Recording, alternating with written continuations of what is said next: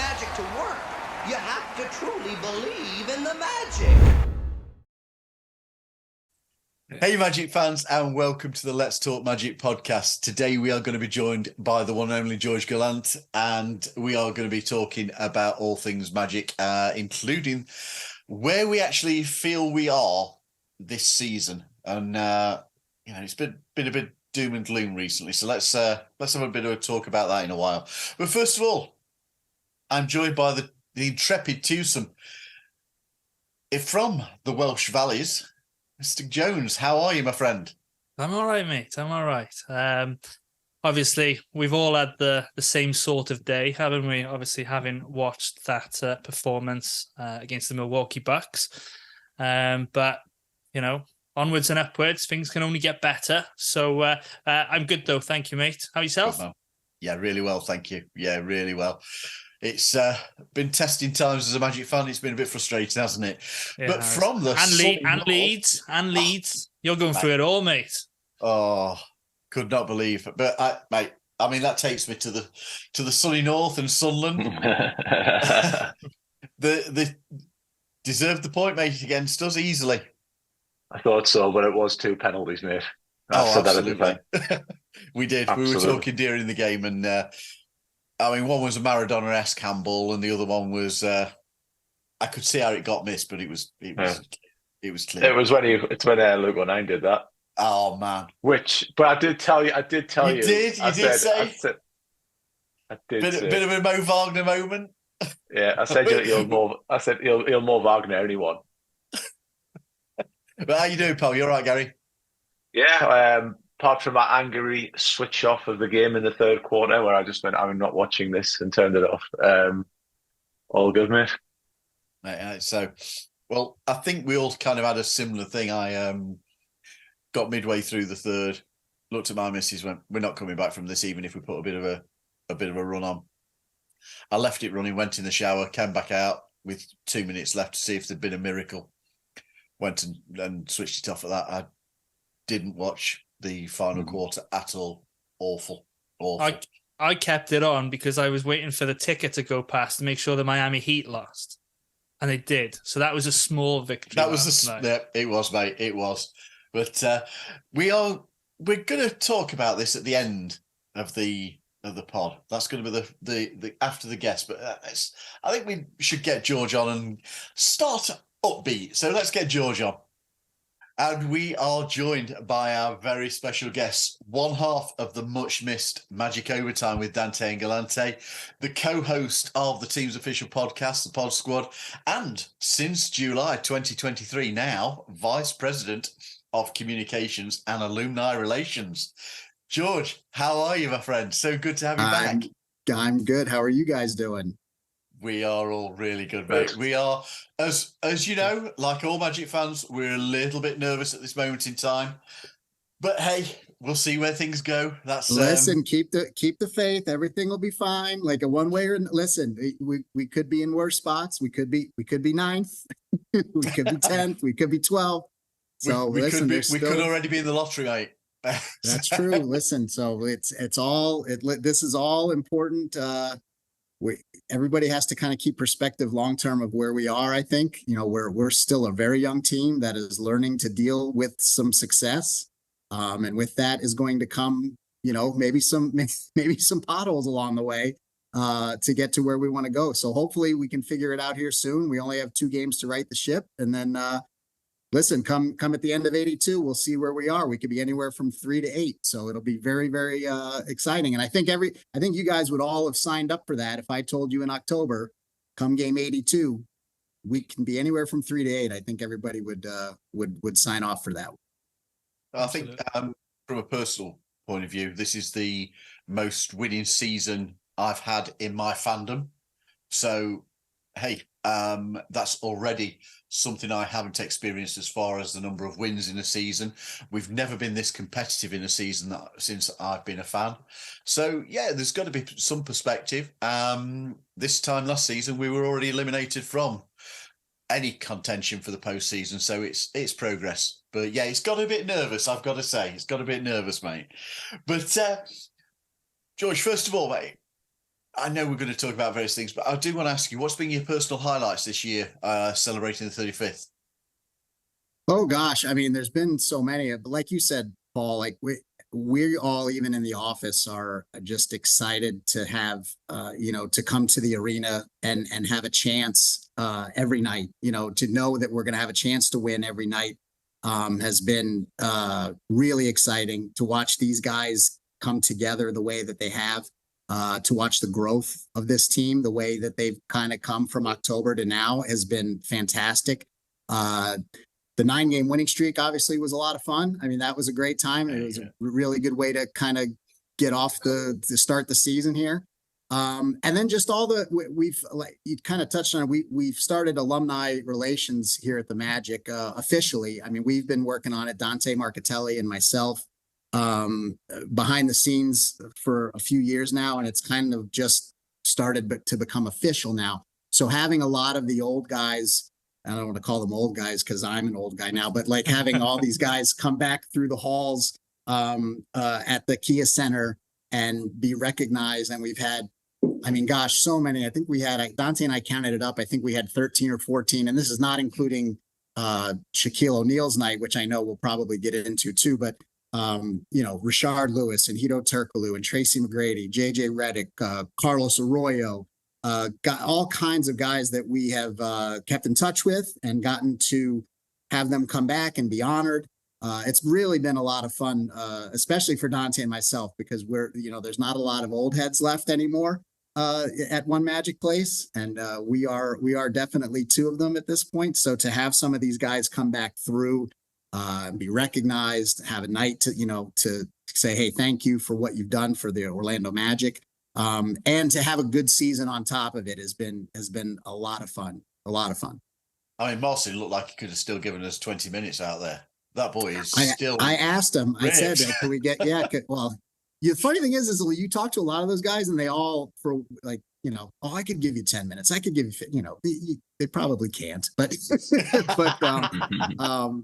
but March and Gortat definitely looked like he could come in and at least give us a couple of fouls, like a nice hard fouls too, which would probably help us out for sure.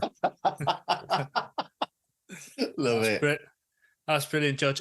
First, it was great to see you in February when it was over. Obviously, you had a lot of dealing with the Shaq jersey ceremony. So could you just tell us a little bit more about the planning, getting the gang together, as you've just alluded to there, and how good was it to see all of your, ex-colleagues, some of the old guys, like you say?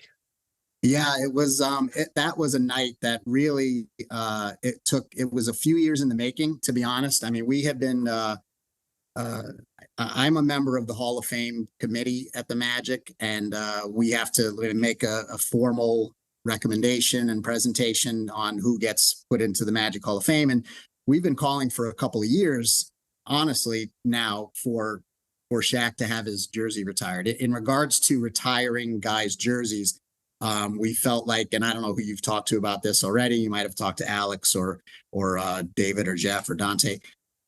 We felt like it was a no-brainer that if we're going to retire anyone's jersey first, that it had to be Shaquille O'Neal. I mean, that guy, he put us on the map. He is the reason that anybody anywhere wanted to watch Orlando Magic basketball for in the infant stages of the franchise. He took the franchise from a level, at the bottom to the top, like a rocket ship. And so there's so many reasons that Shaquille O'Neal needed to be the first one to have his jersey retired. And so luckily, after many discussions, and I think it was good timing too, with the 35th anniversary of the team, hey, why not? Let's start it now. Let's get it done. And then, so basically we were tasked with inviting literally everybody back that played with Shaq. Like, we went down the roster. Anybody that played with Shaq, we were going to invite back to have they had a reception before the game, which was really, really cool because a lot of these guys had not seen each other in years. A lot of Shaq's old teammates came back. Donald Royal, obviously Penny Hardaway was back. Nick was obviously here because Nick is around all the time. There was a couple guys that we couldn't we really tried to get Horace Grant to come back, and just things didn't work out because he had some certain things going on with his own life. But it was a great turnout. It was really cool just to see, we kind of just took a step back in the reception. There was a private reception for them before the game started and before anything got going on the court, with all the guys and their families and whatever else, and guys meeting other teammates' kids and their kids meeting some. It just was a really cool experience to watch all of them interact and get back together for the first time, some of them in 20 years. And then the ceremony itself, was it a little long? Probably, but we that's our first one, right? And I thought for our first go round to it, I thought it was really, really well done. Our marketing and game operations people, Shelley Wilkes and Jeff Kramer, and those guys really knocked it out of the park. I thought the night was really special. I thought Shaq really felt humbled and honored by the whole thing, which is pretty hard to do for Shaq. So it just was it was a really, really cool experience that, listen, he had to be first. He had to be the first because it's Shaq. I think I said it on our podcast one time that the answer to so many questions are, if the answer is because it's Shaq, then there's no other explanation needed. I mean, the guy is off the stratosphere popular and really led to the popularity of the franchise. And so it's only fitting that he's the first guy to go in my opinion. I know people have their own opinions about other people, but that's mine. I completely agree with everything you've just said there, George. Totally. That's why you're my favorite, by the way. That's why you're my favorite. I'll send you that money. I'll send you that money off air. I'll send you that. Thanks, buddy. Yeah, thank you. I'll take it in euros too, because I send it over in euros. I need it in euros. Any currency does to me, George. Obviously, the last few games have been a bit tetchy, but over the course of the season, it's been a successful one for the Magic. There have been a lot of positives, but how have the city embraced the team? Overall, what's the mood? It's really, now you're catching us obviously when we've lost 2 or 3 in a row here, and so the mood. Are you asking me what the mood today is? It's not great, but overall for the season, it's been electric. It's really been great. The crowds have been excellent. Even the games where typically, when we've played the Knicks the last few years, is it Madison Square Garden South? Maybe a little bit when we play, but this year it's just been different. We've had more Magic fans come through. We've had more real Magic fans come through, which is nice. Loud Magic fans, and the city is, you can tell, there was a little apprehension at first, I think, because obviously it's a long season and you want to see how this all plays out. And, have we gotten off to good starts before and maybe, as the season's gone the other way? Yes. So I think everybody was kind of in a feeling out period a little bit. And then you started to realize, well, hey, these guys are pretty good. And we're beating some good teams. We're beating Denver, we're beating Boston, we're beating the Knicks 3 times. We're this is not a fluke. And so as the season has gone on, it's definitely picked up more and more steam, to the point where, listen, if it wasn't this way, I don't think fans would feel so negative right now in the fact that, oh my gosh, we could be in the play-in tournament and not in the playoffs. It's just, I think that's where Magic fans have been caught up in what this season has been, and it's been so exciting. To the point where, holy crap, we could be the 2 seed as of last week, and who would have ever thought that? It's so they're really starting to buy in. They're really starting to believe in what we're doing, and it's been a lot of fun, and the guys feel it. There's been a couple of times where I've brought players back into the press conference after the game, after wins. And somebody will turn to me, whether it's Paolo or Jalen Suggs or even Cole, guys that have been here, 2, 3, 4 years. And they're like, wow, I didn't know this place could get that loud. We've been here before, we've had decent crowds, but it's a different vibe in the building now. And it's a lot of fun. It beats the alternative. That's for sure. Definitely. Yeah. Talking of knocking it out of the park, and the Magic social media have been slamming it home all season, and especially, play the song. It's become a league sensation. It's an internet phenomenon. Players and fans are embracing it. And even some of our opponents have been talking about it. Where did it come from, and what was the process of getting it there? Well, I mean, at the beginning of, or at the end of last year, we started to, I mean, that song originates back from the inaugural season of the team. We had the song that, I don't even know what the official name of the song is. I think it's just the Orlando Magic theme song. It probably does have a theme that I probably should know and be a little more. I've got the CD somewhere. Do you? I'm sure you do, right? So, so it's a banger. Right. And so like, the funny thing is I've showed my kids the original video, like, cause you can find it on YouTube from opening night where the first time it's played, and it's really like, it's so bad it's good, like type of feeling after you get after it. And so we started to play the song at the end of last year after wins. We just started to play it because somebody thought, I think one of the fans called for it and said, "Oh, you know what? It might have been Mikey Clark. No, not Mikey Clark.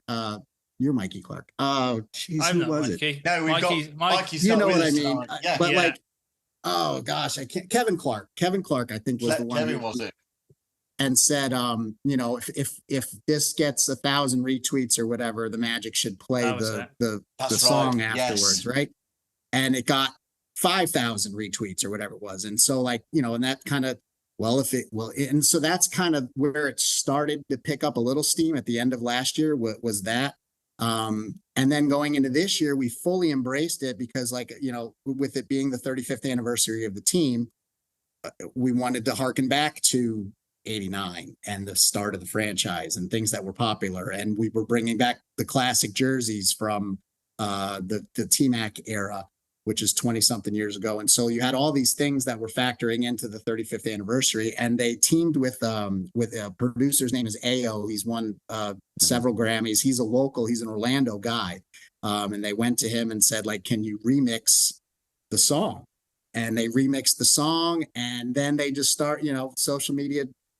We're not in charge of social media. Like the social media department is a life on its own under our marketing arm.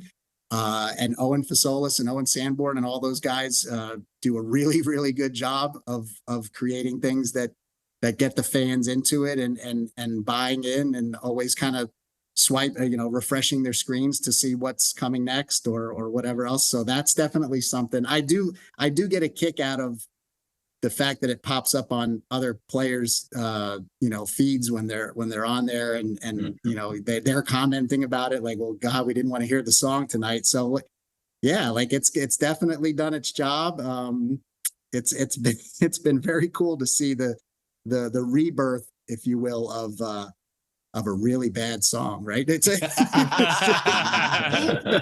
it's so bad it's good. Like you can't stop singing it. You can't. I find myself humming it in the car.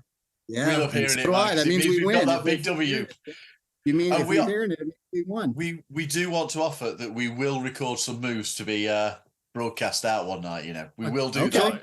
Has George seen our effort? It wasn't very good. I have not. No. Are you going to put on a show right now? What's happening? It's not this. Yeah. My flossing is something to behold, man. I gotcha. Yeah.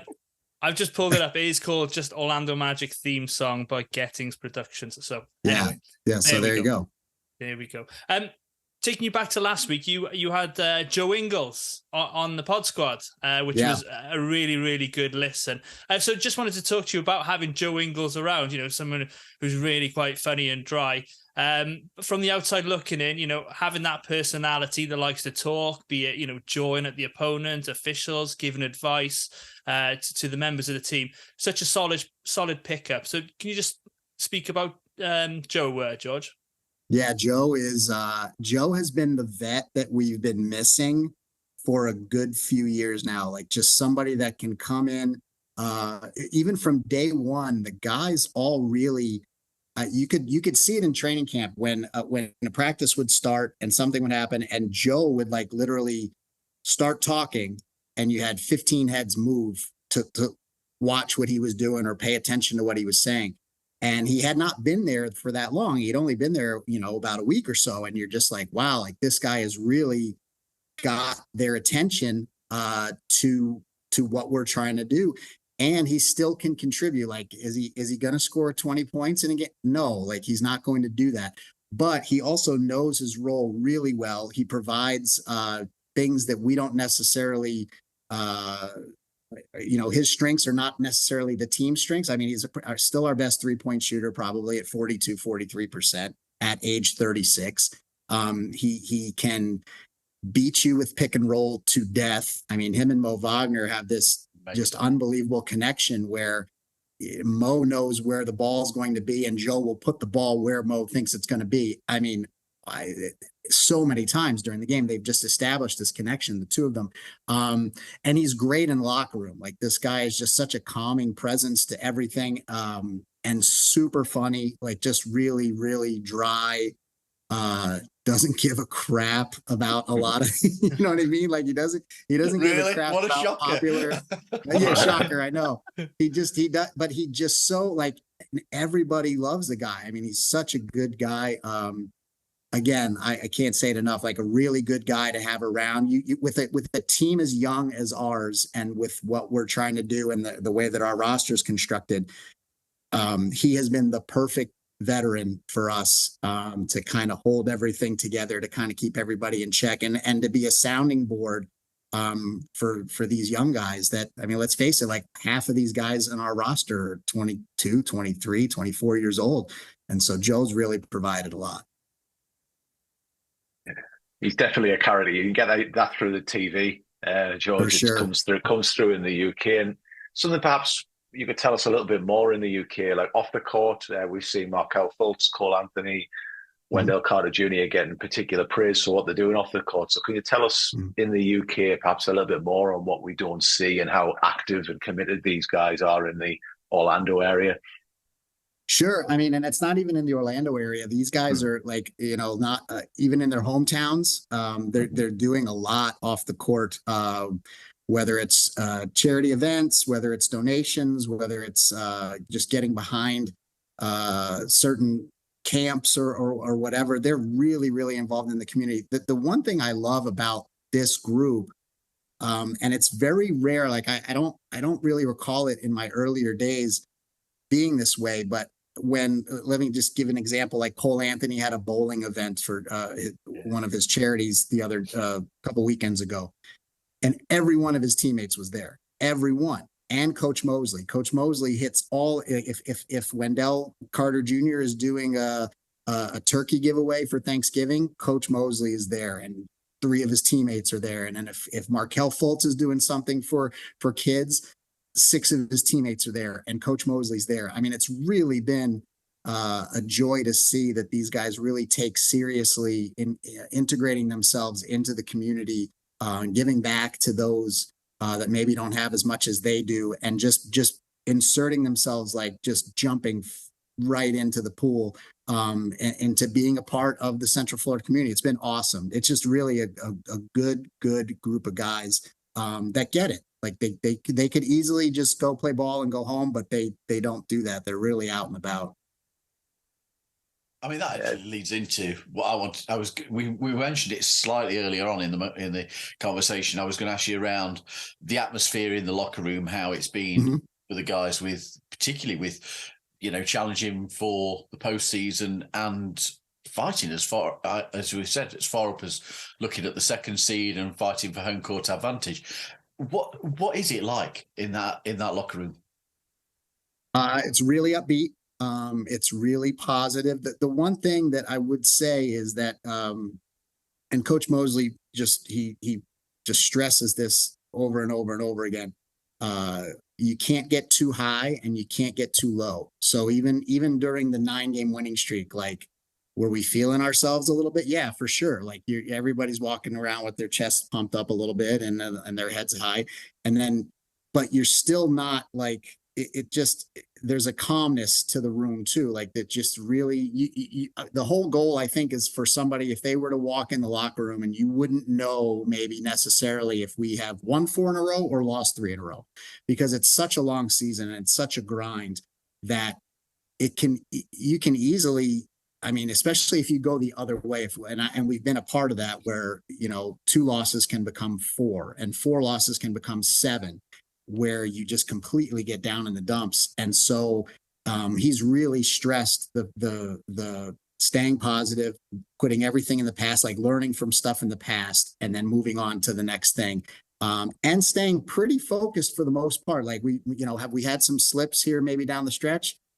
Possibly. And that's all a part of growth, right? Like I think if you put this team, if this team goes through what they're going through now, right, and wherever we end up, when this airs, or I don't know if it's airing today, whatever, like when somebody tunes into this next week and we're 3rd, or somebody tunes into this next week and we're 8th, this group is going to still learn from this experience this year, and hopefully be able to take that. And the only one that's really, well, there's 2 guys that have been through it for the most part, is Joe Ingles and Gary Harris. The rest of this group has never been to the playoffs, not even a play-in game. So this is all new territory for these guys, and it comes with part of the process and the processes gets thrown around a lot. And I don't want to say that this is a process, but it really is, because it gets into the growth of these players, not only as an individual, but as a team. And so that, hopefully they're going to learn from this, however this experience turns out, whether it's play in, whether it's 3rd seed, whether it's we win the first round, whether it's we make to the conference final, like who knows where this thing's going to end up. But regardless of what that is, it's how they take their experiences this year and apply it to the 24-25 season and beyond, to when we're in this situation again, because we will be in this situation again. These guys will have a better handle on how to move forward and how to continue to succeed and move up the mountain. You obviously Is that an answer? I practiced that one. I'm just kidding. I didn't practice that.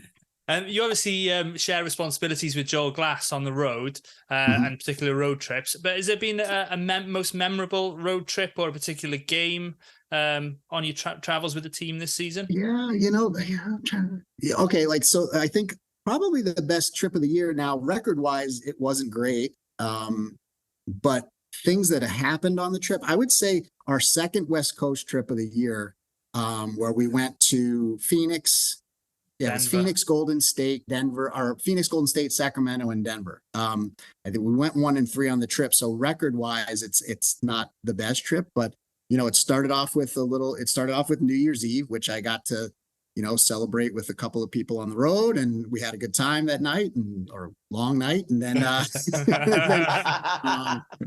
but then you're competing against these teams, right? That like are viewed as the best of the best, including the champs, right? And so like you're getting to measure yourself against which is the cream de la creme of the NBA. And Paolo turns around and Franz gets hurt, which was a bummer. But then Paolo turns around and probably has one of the best games of his career so far. He scores 43 in Sacramento in a double overtime game that was bananas. I mean, just a spectacular game. And then we, before that, we had a close loss to Phoenix and a close loss to Golden State. So in your head, you're like, yeah, like we can compete with these guys. Like why can't we be as good as any of these guys? And then to cap it off in the game where you just feel like, all right, it's the end of the trip. We're ready to go home. We're probably not going to get this one. And to do what we did at Denver and beat Denver a second time, and for Paolo to have his first career triple-double. I mean, so to me, that was the trip of the year for me, only because of, it showed us who we could be, not only as a team, but it showed who Paolo Banchero was. I mean, that was really, for me, the jumping off point. And you have to excuse my dog who's whining in the background and I can't get it to stop. And there she goes. And so, to have that be the kind of the jump off for both the team and for Paolo, that was probably the highlight of the road trips for me this year. That's excellent. Gary. I won't ask too much more, but I'll just say, last game against the Bucks coming up, what you're predicting the Kia to be like on Sunday? I can tell you what I hope it's like. I hope the roof comes off the damn place. That's what we need, our fans to come out on Sunday. If you guys want to fly on over and bring some friends, like that would be tremendous if we could get that done. So like I think it's really, I think it's going to be great. I think it's going to be a big night for the Magic. I think it's going to be a big night for the Magic fans. It's going to be a great way to cap off the 35th anniversary season. Hopefully we can go out with a win, and hopefully that'll, we'll see what else happens over the next 2-3 days, and that'll lock us in somewhere in the playoffs. Hopefully. And that's what I'm hoping for. Amazing. We are sharing that optimism with you, my friend. We really are. But George, thank you so much. I know that you have other pressing engagements and we don't want to take up too much of your time. We genuinely appreciate it. We've had such a good time having you back on, and we look forward to seeing you again real soon. Hopefully talking about the finals. Let's hope. The finals. You're going right. I'm going there, man. No, keep the confidence, keep the faith. That's me. Okay. All right. Well, then you book me in June now. You can go ahead and book me before game 1. I'll do a little finals preview with you. Amazing. We could do it live from the Kia Center. That's what we'll do. You want? Yeah. That's what you want. Like, let's talk Magic live from the Kia Center before game 1 of the final. All right, book it. We'll get that done. That's for sure. Mr. Ross has already told us that if we get to the finals, he wants us across. He said that last week. Nice. It's on the podcast. You have it recorded. It's there forever. Keep your receipts. Never know when you're going to need to turn those in. Amazing, my friend. Thank you so much. Look after yourself. Thanks, and have a good one, man. Okay, guys. Always good to see you. That was amazing having George on. I've so much enjoyed that. But we're going to take a quick break and have a quick word from our sponsors, as they say. Traction Tickets. They are our partner. If you are looking for tickets and hotels for the world's best theme parks and attractions, look no further. Check out Attraction Tickets. They are the UK's #1 attraction ticket provider for Walt Disney World, Universal Studios, SeaWorld, Disneyland Paris, along with many, many other popular attractions. They have a massive range of tickets available, and they also are running quite a few decent offers at the moment. They do sell Magic tickets at hugely competitive prices. So when you are looking to book your next holiday, please check out the link in the description of this podcast and see what they have to offer. You can also visit our website, letstalkmagic.com, for our affiliate links and any discount codes that we may have running at that time.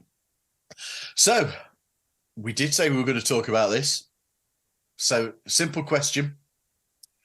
In the week that was, fans, are we expecting too much from a team that is learning to win in a pressured atmosphere? Gary, start with yourself, mate, because I think you've been probably the most, I won't say down, but you've been, I think you and Mikey have run it a close race as to who's been the most dissatisfied at the week. I've been vocal, I would say, on our little group chat. I'm really glad that you didn't ask me this in the third quarter last night, Paul. I'm really glad this is not a live stream. I might not have aired on YouTube or anything like that. It's a yes and no question for me, and it's dependent on context. And I think context is really important. So I've calmed down a lot. I've relaxed. I've kind of stepped back from it a bit. So if you'd said in October that we're sitting in the playoffs with 2 games to go, we're playing meaningful games right the way up to the end. We're probably happy that we're over a 500 record. We all said on the season preview that we were thinking the Magic would get 41, 42, 43 wins. So we've exceeded that expectation. And I am keeping that in mind. I am telling myself it's a young team. It's a young coaching staff as well. Inexperience is probably playing a factor. Paul, you made the excellent analogy of Arsenal when they just got into like the crunch time, and if you're watching the football, we'll call it, because I don't do the word soccer. So if you're watching the football, last year Arsenal with an inexperienced team blew it. And I understand the whole everybody's in the same position analogy, but I think there's like a mental barrier, a mental weariness that sometimes comes in. And I think sometimes when you've got people in the locker room who's been there before, they know how to pace themselves. They know what to say. They know what's going to come. I think that's why Horace Grant, for example, was a really valuable addition to the team. And I think to an extent, Joe Ingles has been a valuable addition this year. And we don't really have that going through our team. It's not like where the Miami Heat would look and go, you know what Jimmy Butler's going to do once the play-in starts. We don't really have that. So the context is important. But I think if we just sat here and said context, inexperienced youth, I don't think that's fair. I think we're doing ourselves a bit of a disservice, because after that Charlotte game, I said I really, really, really hope, and it was in our little chat, but I really hope that we haven't blown that, because I felt that was the game. I thought that was the game to win. If you're going to win a game, you win Charlotte. Portland's a red flag. I don't buy the view that Houston was a gimme, because it's not. I think Houston are a good team. I think if they'd had a better start to the season, they would have made the play-in. They just had a poor start. They're a bit like us last season. They're defensively very good, and they've got some good players, and they're playing arguably without their best player. So I think the Houston one wasn't a gimme, but I think the Charlotte one was about as close to a gimme as you could get. And if you said to us, in terms of context, the Magic have to beat Charlotte, who are a lottery team with nothing to play for, without LaMelo Ball, to secure the playoffs, you'd have took that, and we were nowhere near. We were nowhere near. In those games, the energy, and I'll put Milwaukee in this, just wasn't there. We're starting games flat.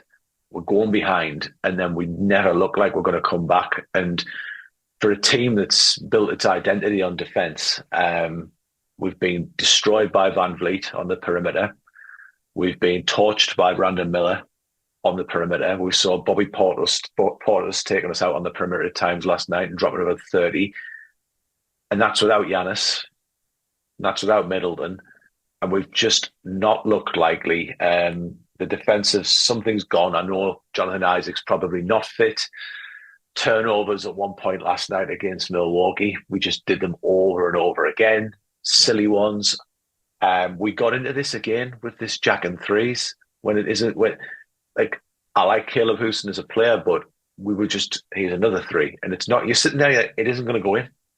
You know, from the second release, you're like, that's not going in.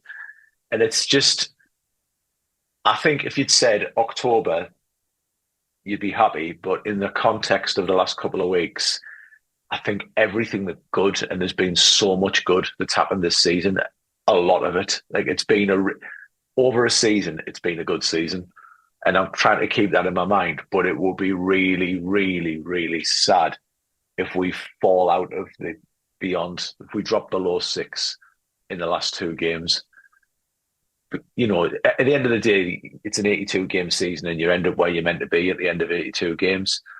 But if we fall out on game 81, that's going to be pretty hard to take. So that's where I'm at with that. I get the frustrations that everybody is venting on social media. I think, and when you watch the games, the performances haven't been there recently. Nope. Gee, what's your thoughts on it, mate? Yeah, I mean, I agree with Gary. It is a yes and a no kind of answer. Are we expecting too much? Problem is, we've been led down this road where we played so well, in the first 90% of the season to get to this point. And, only now we're, say 90%, it's for 95% really. Now we're just getting the sort of letdown part in the last couple of games. This could happen at any point during the course of the season. But what we've got to remember, as George has said to us, the world isn't falling in. We've had a bad week, and we've got an opportunity to put it right. And we've also got an opportunity to learn, especially now we're going to have a pressure game against Philadelphia. Again against the Bucks on Sunday, and potentially, a game 7 situations in the play-in where everybody can learn from it. We just hope that we're on the right side of the result when it comes to it. So it's a difficult one. Maybe we've just got carried away a little bit. Are we were we the third best team in the Eastern Conference last week? Probably not. Teams have had injuries. We just maybe played above our level, and now we're just sort of seeing it level out a little bit, and maybe where we are where we're supposed to be. And it's just unfortunate it's happened like this, instead of surging from 10th to 9th to 8th, at the back end of the season instead of dropping, where we'd be a bit more confident then, wouldn't we?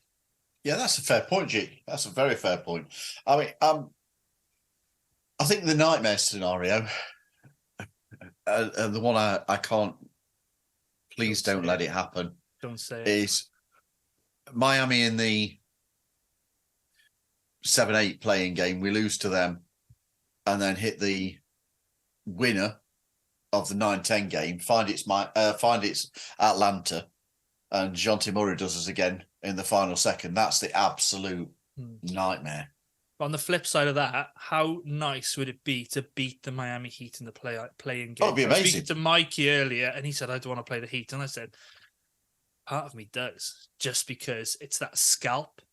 You beat the Lakers, you like it. Then you beat the Heat, you beat the Celtics. It's those games you live for. So, just hope that the players are, motivated, ready, and bring their A game in that particular situation. Here's another nightmare scenario. I know we're talking about the Atlanta Hawks, but the flip of it would be there's obviously some salty Bulls fans about the trade and the Wagner thing, etc. Yeah. I think that would arguably be worse because there's not really a thing with the Hawks for me. Mate, just for me, the fact that he's done us each time this season. We don't match up well with them. No, and I just don't fancy that matchup on that game. And the Bulls games, we obviously beat them last Sunday. Was it about 15? But the 3 games prior to that, one went to overtime, and Absolutely. the others were decided, by less than 5 points, if I'm not mistaken. And I was at that overtime game, and it was very intense. Yeah, none of them. I don't think there's a gimme in any scenario in the playoffs or the play-in tournament. I don't think there's a gimme. But G, I want to ask you something here, mate. And everybody knows I'm not a man for what ifs and coulders and shouldas and wouldas. The armchair coach type stuff, it does me. However, as fans, it forms what we talk about. Yeah. Day in, day out. And with some of the recent lack of focus, shall we call it, lapses and the poor results, where others have found a way to win, we haven't.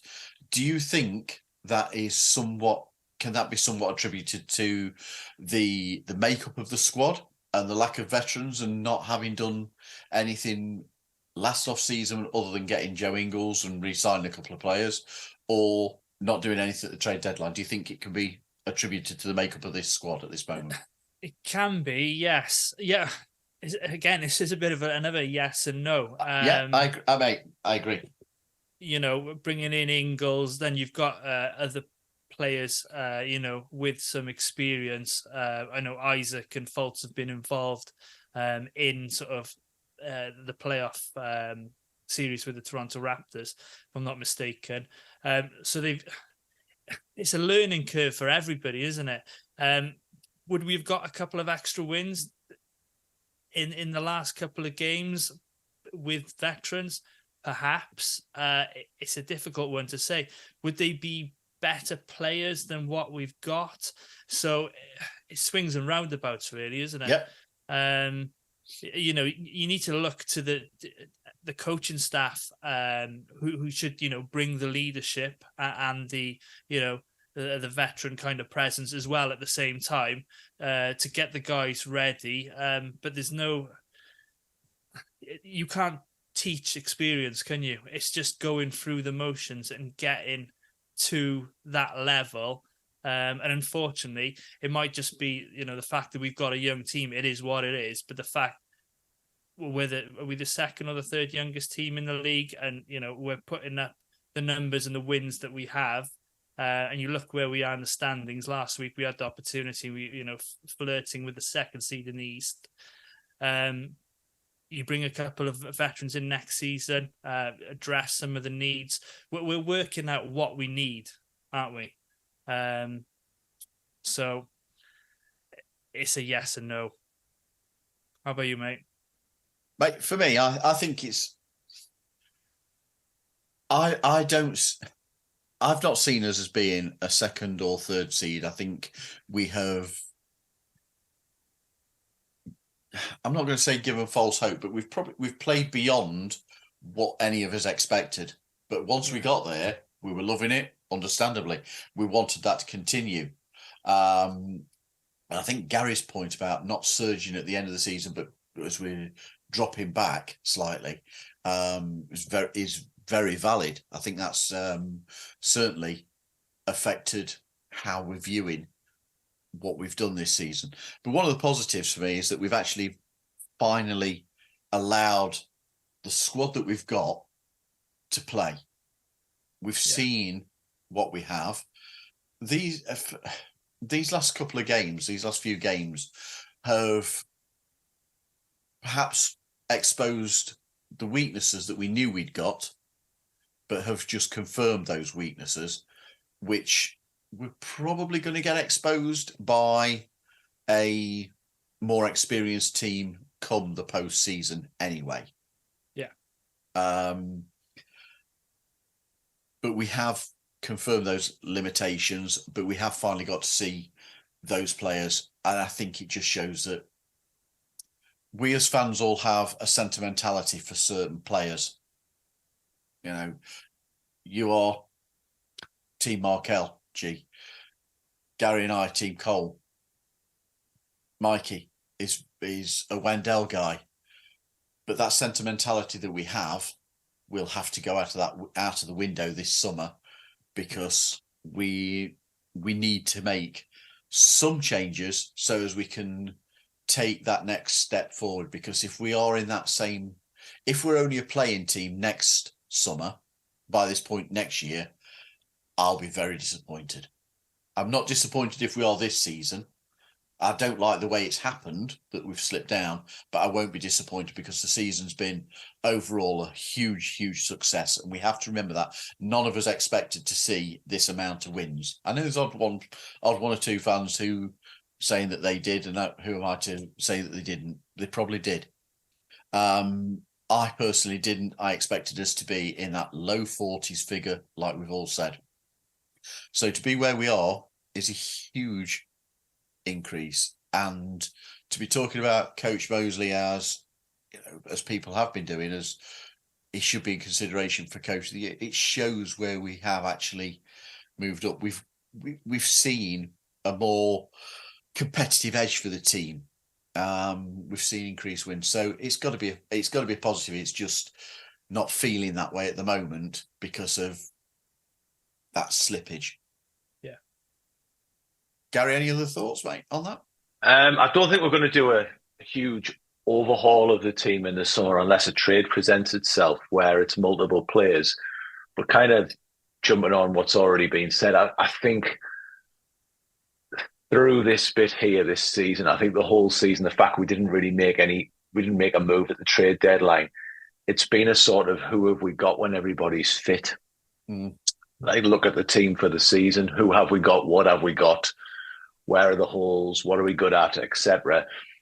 I do think, without digging players out, that some players are going to probably find that they may not be here for the process, using that word. So as it goes through, I think we're probably seeing now where the weaknesses are. And the players who aren't going to be, I'm not going to dig them out, but there are players now where you go, I don't think this is going to work. I have said on the pod before that we cannot carry the amount of injury-prone players that we have on the weight of contract that some of them have. We've got about 4 players who are persistent injuries. And yeah, you gamble on them, you roll the dice on these players when you're in a rebuild. I don't think all of them will make it through. And I think if we're looking at this glaring, we need a veteran, then that's something we'll probably look to address in the summer. There are people still strongly linking us with Klay Thompson. And I know it's dependent on what the size of the contract and the length of the contract are. I don't think we're a team who's going to get mugged off by contracts anymore. like in the past, but I think his value to Orlando has increased significantly in this last few games, where somebody who's been there, done it, won it all, can defend, can hit a three. And I'm not saying he's old Klay Thompson from 4 years ago or anything like that, but it would have been nice to have him on the perimeter, knowing that he can knock that shot down. And we've all seen the image of Paolo against Houston driving into the paint, and there's like 4 Houston Rocket players with a 5th one coming in a shot. And this is the problem. It's the problem that's been there the whole time. Paolo's going to get mugged in that middle of the paint over and over and over again until we've got people who are respected on the perimeter that he can use his passing ability to find. For whatever reason this season, Franz Wagner's 3-point games dropped off the arc. We don't know what that is. We don't know what's happened. But if you've got Franz hitting 36, 37%, if you've got Jalen up at around 40%, there's 2. But we need somebody there where you go, okay, do that. You can do that, but there's 2 options out there who are going to hit around about 40% from 3, and you're going to die by that if you do it. And Paolo's assist numbers will probably go through the roof. But we've seen this jacking threes approach, and we can't do it. We just do not have the personnel to do that, and it's dictating everything we do. It dictates the lineups that are on the floor. It dictates runs, but we need someone who can score alongside Paolo, because he's going to get mugged over and over again. And I will go back to, I don't think it's a veteran thing, but in that game, and I said it before the game, and I am going to die on this hill, Goga should have started that game for the Magic, because they were undersized. The one thing we had over them was they were missing a starting centre. They had Jabari Smith there. We should have said, right, okay, you've got your perimeter guys, but if we put that ball in the middle or you try to come in the paint, you aren't going to get them points from out there. So you can forget about the paint. If you're going to beat us, you beat us from the outside, and then you deal with Van Vliet. But you get nothing on the inside, and we had the personnel to do it, and we didn't. And that was my way I would have approached the Rockets game, and it's not genius in hindsight at all, because it was something I was saying amongst us pre-game. We should start Goga, and I think he deserves some minutes, because you've got to operate a merit. You've got to operate a meritocracy. You've got to operate a meritocracy. You've got to do it. And I really hope Wendell plays the game against Joel Embiid that he's played before, because if we ever need Wendell to play that game, we need Wendell to play that game this week.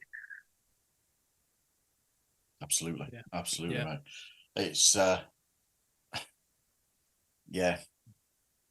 Squeaky bun time, as they say. It is. It's good to have competitive basketball. I would have settled for knowing that the competitive basketball was just for higher seeding as opposed to keeping ourselves out of the playing. But hopefully, we aren't going to be talking about that any time soon.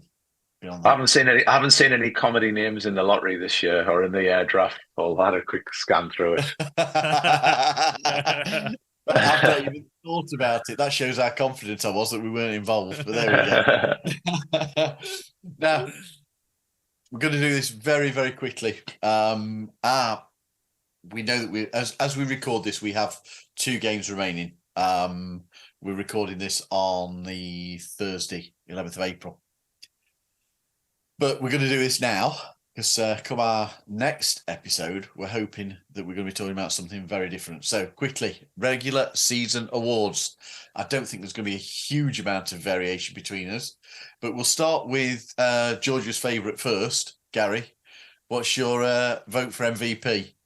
Well, I've got to be honest, I'm really glad that I'm somebody's favourite, and it might as well be George, because I can tell you now that's a party of one. So I would say you can only really say Paolo Banchero. I think it's nods all around there. Yeah, G? Banchero. Yeah, absolutely. Okay. G, defensive player. Defensive player. It can only, You say it could only be one. I know. It could potentially Harder. be two, but one of them hasn't played enough games for me, so I'm going Jalen Suggs. I am also. Make it 3. But I do think that JR's impact on the defensive end has been absolutely enormous. And you look at some of the things that they just don't show up, as people are just passing the ball rather than tackling him. So, George's favourite again, most improved player. 2 names on the list. One of them's Mo Wagner, Yeah, good who I shout. think's been superb off the bench for us this season. He's found a niche. He's given us valuable scoring. He's given us everything Mo Wagner gives us that we've talked about before. But the other one, who I'm probably leaning towards, is Jalen Suggs. He's got himself into the reckoning where he could be on an NBA All Defensive First Team. You never know. He's the one part of his game that he needed to really elevate is his 3-point shot. He's been the player who's looked bothered. He's displayed leadership characteristics. He's been massive for us this season. Am I saying in the whole league would he win the most improved player? No, but by virtue of what he's done, he's probably somebody who's on a top 10 list. Jalen Suggs. G? absolutely, yeah. And I've written some stats down. You know, he's improved his 3-point field goal percentage. First season 21%, second 32, third 40. Field goal percent of 36 to 42 to 47. His turnovers are down from his first season.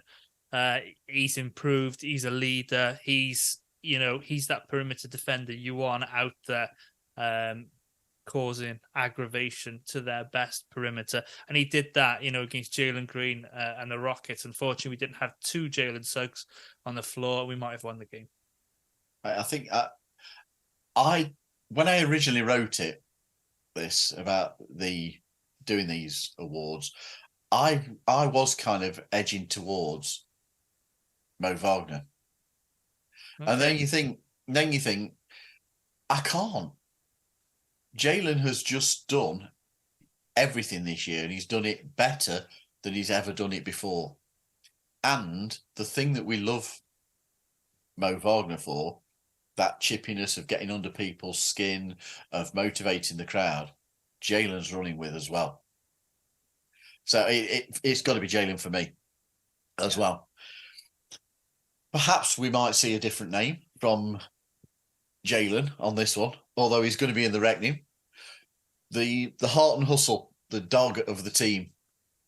So who are you going for, G? I got Jalen Suggs. Again, how do you can't knock the guy. He is 110% every night.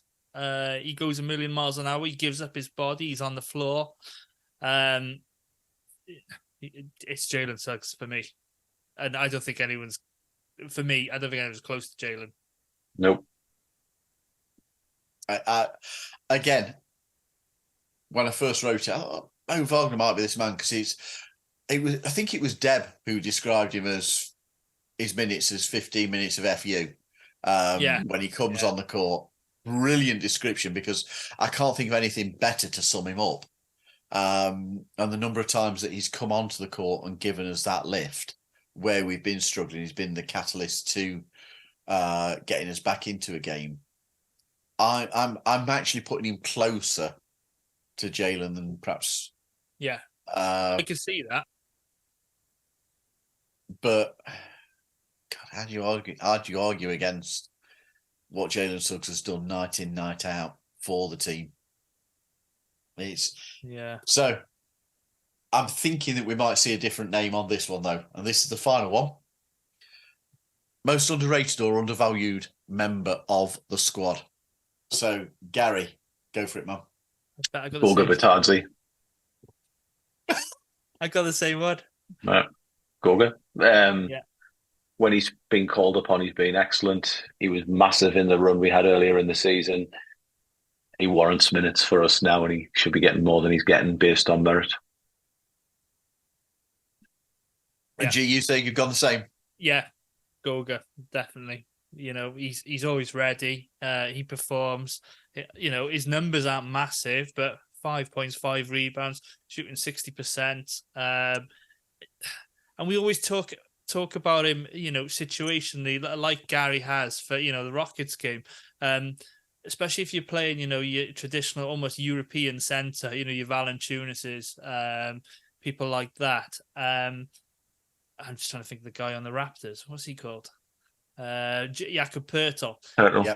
Yeah, he does well against those type of players, and it's a situational thing. But when he comes in, he sets screens, he rebounds, he gets what he can get. So I think he's absolutely underrated and undervalued, and someone we should be using a bit more. Is there anybody else you actually consider? Mate, I'd considered Mo Wagner. I'd considered Joe Ingles. I'd considered Isaac. Mate, that's where I was actually going. I had Isaac too. I'd considered him in there, and I'd also got Goga. I am going to go with.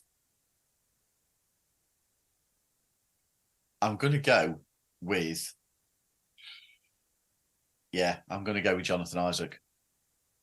Yeah, because of what he brings. Yeah, yeah, he's undervalued by ourselves as a fan base because of his absence, and we forget what he can actually bring to the team when he's on the court, and he's underrated by the wider NBA fandom because they just don't see it. If you don't watch his night in, night out, and all you do is look at the box score, you don't necessarily see him. So I'm going to go with J.I. Yeah. They just need to listen to Jeff Turner, don't they? Don't do it. Don't do it. Don't do it. But there's a new shirt on our T-Mill store. That's the product of the month is a Minister of Defence J.I. Don't do it shirt. Nice. So yeah, okay. I think that will do it, boys.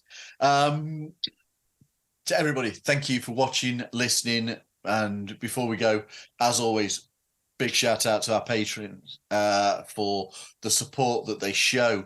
Incredible support from Barry Conn, Paolo Franz Warmth, Ollie Law, Gary Clark, Angus Craig, Dylan Holden, Alan Kane, Tom Soane, Mark Joss, Sean Moore, Liam Radbourne, Andy Linley, Stuart Benzies, Drummy, and the podfather, Phil, loves hazy Northwestern. And I think it's Ollie and Sean and JC who are headed out very, very shortly to the States to sample the atmosphere that will be in Orlando for play-in or post-season, whichever it may be. Have an amazing time, guys. We are extremely jealous. If you are interested in joining the Patreon, we do have 3 tiers available, varying benefits. Visit patreon.com/Let's Talk Magic to join today. We are recording our next episode straight after the regular season closes. We also have somebody we're very excited to be joining as a Magic fan, someone who will be a familiar presence to you all at home and on the road. If you enjoyed today's episode, please give it a thumbs up, leave us your thoughts and questions. Don't forget to subscribe to the YouTube channel. We really do appreciate that particular action. It helps us no end. You can also like us on Facebook, follow us on Instagram, TikTok and X. All are @_Let's Talk Magic. So from Geraint, Gary and myself, until next time, go Magic.